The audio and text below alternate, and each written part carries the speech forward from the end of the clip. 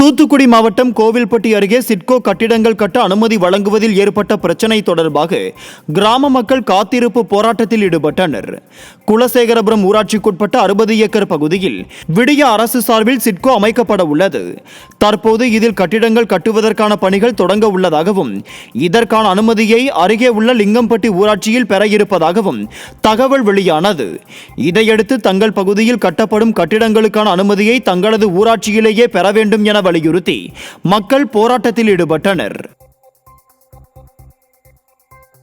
திருவாரூரில் தமிழ்நாடு ஓய்வு பெற்ற பள்ளி கல்லூரி ஆசிரியர்கள் நல சங்கத்தினர் 9 அம்ச கோரிக்கைகளை வலியுறுத்தி விடிய அரசுக்கு எதிராக தப்படித்து தர்ணா போராட்டத்தில் ஈடுபட்டனர்.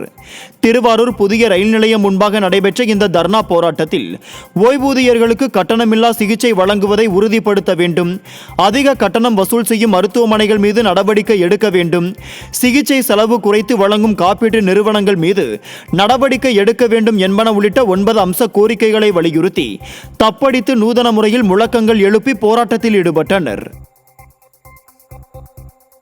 சென்னையில் அழுகிய ஆட்டுக்கால்கள் மற்றும் ஆட்டு இறைச்சி பிடிபட்டதை தொடர்ந்து கோவையில் விற்பனைக்காக வைக்கப்பட்டிருந்த அழுகிய மீன்கள் பிடிபட்டிருக்கின்றன. சென்னையில் அழுகிய இறைச்சிகள் கண்டுபிடிக்கப்பட்டதை தொடர்ந்து கோவையில் நடத்தப்பட்ட சோதனையில் உக்கடம் லாரிப்பேட்டை மீன் மார்க்கெட் மற்றும் உக்கடம் சில்லறை மீன் மார்க்கெட் ஆகிய இடங்களில் 103 கிலோ கெட்டுப்போன மீன்கள் பிடிபட்டிருக்கிறது. மொத்த விற்பனை கடைகளில் இருந்து 65 கிலோவும் சில்லறை விற்பனை கடைகளில் இருந்து 38 கிலோ கெட்டுப்போன மீன்கள் பிடிபட்டிருக்கிறது. உணவு பாதுகாப்புத்துறை அதிகாரிகள் அடிக்கடி சோதனைகளில் ஈடுபடாமல் மெத்தனமாக இருந்ததே இந்த அவலத்திற்கு காரணம் என பொதுமக்கள் குற்றம் சாட்டுகின்றனர். கடலூர் மாவட்டம் சேத்தியாத்தோப்பு எம்.ஆர். கிருஷ்ணமூர்த்தி கூட்டுறவு சர்க்கரை ஆலை தினக்கூலி தொழிலாளர்கள் 2வது நாளாக காத்திருப்பு போராட்டத்தில் ஈடுபட்டனர்.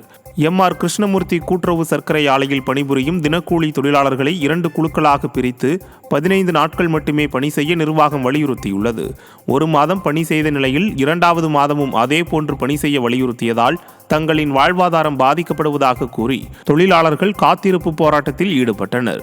மேலும் குறைந்த சம்பளத்திற்கு வெளியாட்களை வேலைக்கு அமர்த்தி தங்களை புறக்கணிப்பதாகவும் கூறி போராட்டத்தில் ஆலை நிர்வாகத்திற்கு கண்டனம் தெரிவித்தனர்.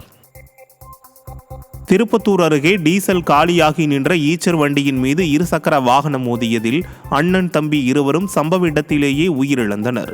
கிருஷ்ணகிரியைச் சேர்ந்த ராஜேஷ், ரமேஷ் ஆகிய இருவரும் திருப்பத்தூரிலிருந்து இருசக்கர வாகனத்தில் கிருஷ்ணகிரி சென்றபோது கந்திலி அருகே உள்ள கல்லேரி பகுதியில் டீசல் காலியாகி சாலையில் நின்ற ஈச்சர் வண்டியின் மீது மோதியுள்ளனர். இந்த விபத்தில் இருவருக்கும் தலையில் அடிபட்டதில் இருவரும் சம்பவ இடத்திலேயே உயிரிழந்தனர். இதையடுத்து கந்திலி போலீசார் 2 உடல்களையும் மீட்டு பிரேத பரிசோதனைக்காக திருப்பத்தூர் அரசு மருத்துவமனைக்கு அனுப்பி வைத்தனர். கரூர் மாவட்டம் தலைமை தபால் நிலையம் முன்பு பல்வேறு கோரிக்கைகளை வலியுறுத்தி ஓய்வு பெற்ற பள்ளி கல்லூரி ஆசிரியர் நலசங்கம் சார்பில் தர்ணா போராட்டம் நடைபெற்றது. ஆசிரியர் சங்க மாவட்ட தலைவர் சுந்தர கணேசன் தலைமையில் நடைபெற்ற இப்போராட்டத்தில் அதிக கட்டணம் வசூல் செய்யும் மருத்துவமனைகள் மீது நடவடிக்கை எடுக்க வேண்டும், மத்திய அரசு சந்தா தொகைக்கு விதிக்கப்பட்டுள்ள GST வரியை ரத்து செய்ய வேண்டும் உள்ளிட்ட பல்வேறு கோரிக்கைகளை வலியுறுத்தி பல்வேறு கோஷங்களை எழுப்பினர். கார் ரேஸ் நடத்துவதில் காட்டும் அக்கறையை விடிய அரசு ஓய்வு பெற்ற ஆசிரியர்களிடம் காட்டாதது ஏன் என பொதுமக்கள் கேள்வி எழுப்பியுள்ளனர். திருவள்ளூர் மாவட்டம் பொன்னேரி அருகே தலைமை ஆசிரியர் தாக்கியதில் மயக்கமடைந்த மாணவன் மருத்துவமனையில் சிகிச்சைக்காக அனுமதிக்கப்பட்டுள்ளார். காட்டாவூரில் மீஞ்சூர் ஊராட்சி ஒன்றிய நடுநிலைப் பள்ளியில் தலைமை ஆசிரியர் உஷாராணி என்பவர் காலை வணக்கம் சொல்லவில்லை என்று 8ஆம் வகுப்பு படிக்கும் மாணவனை கன்னத்தில் அறைந்ததாக கூறப்படுகிறது.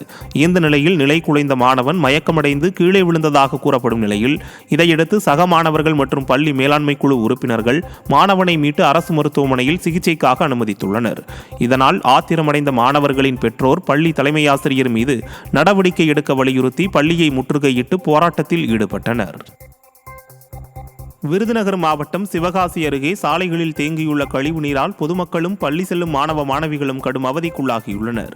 எரிச்சனத்தம் பேருந்து நிறுத்தம் அருகில் இருக்கும் கால்வாயில் அடைப்பு ஏற்பட்டு சாலைகளில் கழிவு நீர் தேங்கியுள்ளது.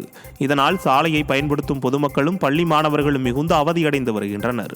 இதுகுறித்து விடியா ஊராட்சி அலுவலகத்தில் பலமுறை புகார் அளித்தும் நடவடிக்கை எடுக்கவில்லை என அப்பகுதி மக்கள் குற்றம் சாட்டியுள்ளனர். தொற்று நோய் பரவும் அபாயம் உள்ளதால் விடியா அதிகாரிகள் விரைந்து கால்வாயை சீரமைக்க வேண்டும் என கோரிக்கை வைத்துள்ளனர். திருச்சி சர்வதேச விமான நிலையத்தில் சுமார் 9 லட்சம் ரூபாய் மதிப்புள்ள சிகரெட் பாக்கெட்டுகள் பறிமுதல் செய்யப்பட்டன.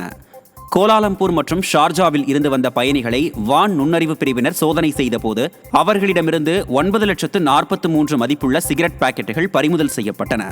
அண்மையில் கப்பல் கண்டெய்னரில் வந்த சிகரெட் பாக்கெட்டுகளை சென்னை சுங்கத்துறையினர் கைப்பற்றினர். இந்நிலையில் திருச்சியில் சிகரெட் பாக்கெட்டுகள் பறிமுதல் செய்யப்பட்டிருப்பது அதிர்ச்சியை ஏற்படுத்தியுள்ளது. சென்னை பெருங்களத்தூர் பேருந்து நிலையம் அருகே புதிய மதுபான கடை திறந்த முதல் நாளிலேயே பொதுமக்கள் போராட்டத்தால் மூடப்பட்டுள்ளது. மக்கள் நலனில் சிறிதும் அக்கறையின்றி பள்ளிகள், மருத்துவமனை, பேருந்து நிலையம் உள்ள பகுதியில் புதிய மதுபான கடையை திறந்து பொதுமக்களின் வயிற்றெரிச்சலுக்கு விடிய அரசு ஆளாகியுள்ளது. விடிய அரசின் நடவடிக்கையால் ஆவேசமடைந்த பொதுமக்கள் டாஸ்மாக் கடையை எதிர்த்து போராட்டத்தில் ஈடுபட்டனர். உச்சநீதிமன்ற உத்தரவுக்கு எதிராக தேசிய நெடுஞ்சாலை அருகே மதுபான கடை அமைப்பதா என கேள்வி எழுப்பிய பொதுமக்கள் சட்ட விதிகளுக்கு முரணாக திறக்கப்பட்ட மதுபான கடையை உடனடியாக மூட வேண்டும் என வலியுறுத்தினர். இதனால் திறக்கப்பட்ட ஒரே நாளில் பொதுமக்களின் எதிர்ப்பால் டாஸ்மாக் கடையை மூடி விடிய அரசு விழிபிதுங்கி நிற்பதாக பொதுமக்கள் விமர்சித்துள்ளனர். தஞ்சாவூர் மாவட்டத்தில் கடந்த சில நாட்களாகவே வெயிலின் தாக்கம் அதிகமாக இருந்த நிலையில் திடீரென முக்கிய பகுதிகளில் கனமழை பெய்தது. தஞ்சை சுற்றுவட்டார பகுதிகளான வல்லம், ஆலக்குடி, களிமேடு, பள்ளி அக்ரஹாரம், மாரியம்மன் கோவில், விளார், நஞ்சிக்கோட்டை, புதிய பேருந்து நிலையம், பழைய பேருந்து நிலையம் உள்ளிட்ட பல்வேறு பகுதிகளில் கனமழை பெய்தது. இந்த கனமழையினால் வெப்பம் தணிந்து குளிர்ச்சியான சூழல் நிலவியது. இந்த சில மணி நேர கனமழையால் வாகன ஓட்டிகள் சிரமத்திற்கு உள்ளாகினர். விழுப்புரம் மாவட்டம் திருக்கோவிலூர் தொகுதிக்குட்பட்ட பழமை வாய்ந்த குளத்தை மக்கள் பயன்பாட்டிற்கு கொண்டு வர வேண்டும் என பகுதி மக்கள் கோரிக்கை வைத்துள்ளனர்.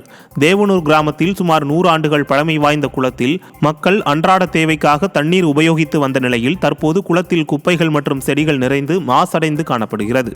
இதுகுறித்து நகராட்சியிடம் பலமுறை தெரிவித்தும் எந்தவொரு நடவடிக்கையும் எடுக்கவில்லை என்று கூறப்படுகிறது. இந்த நிலையில் இதுகுறித்து மீண்டும் கோரிக்கை வைத்துள்ள பகுதி மக்கள் இனியாவது விடிய அரசின் நகராட்சி அதிகாரிகள் விரைந்து நடவடிக்கை எடுக்க வேண்டும் என வலியுறுத்தி உள்ளனர்.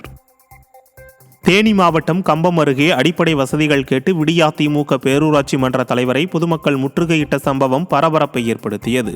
காமையக்கவுண்டன்பட்டியில் குடிநீர், சாலை வசதி, கழிப்பிட வசதிகள் கேட்டு 8 மற்றும் 9வது வார்டுகளைச் சேர்ந்த பொதுமக்கள் பலமுறை வலியுறுத்திய போதும் பேரூராட்சி நிர்வாகம் செவிசாய்க்கவில்லை என கூறப்படுகிறது.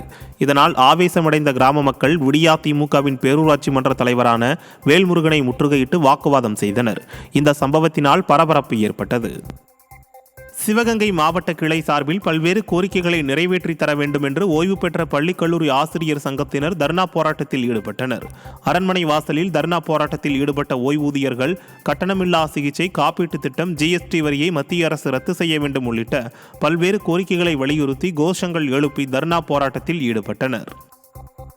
செங்கல்பட்டு மாவட்டம் மதுராந்தகம் அருகே சாலையோரம் பாழடைந்த கிணற்றில் காலாவதியான மருந்துகள் கிடப்பதால் பொதுமக்கள் அச்சமடைந்துள்ளனர். சிலாவட்டம் என்ற பகுதியில் சென்னை திருச்சி தேசிய நெடுஞ்சாலை சாலை ஓரத்தில் பாலடைந்து கிடந்த கிணற்றில் துர்நாற்றம் வீசியதை அடுத்து கிணற்றை மக்கள் எட்டி பார்த்தனர்.